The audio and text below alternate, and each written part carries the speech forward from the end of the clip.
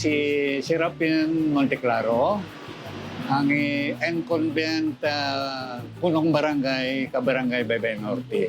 Sa mga radical ng proyekto, tinuguro ka naman rito, no?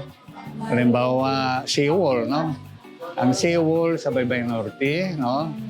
Kagi river control. Suba pala. River control para ang baha hindi makahalit sa akin ng pamuluyo.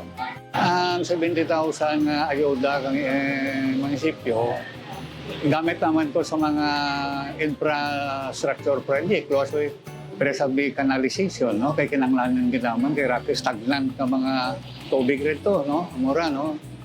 Nagpapasalamat ang ako sa ngaran ng Barangay Baybay Norte sa mga proyekto maging dara ka naman rito, no?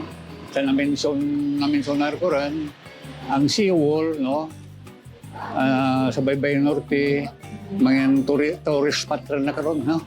Naka-protection sa mga pamalay, batok sa mga balon, no? Kantong river control, para sa baha ba? Tignan pasalamatan nga naman ra. Kagiraka pa siguro nga magintugro ka naman nga hindi ko ma-mentionar.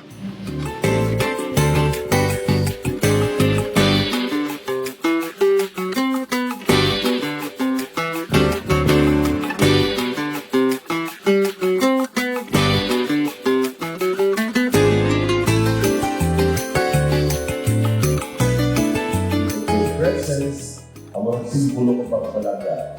What is the best gift that you can give to someone you love who owns that seat? It is your time and your presence. Salamat din sa iyo, Tanan. Palapakatagin ang talagang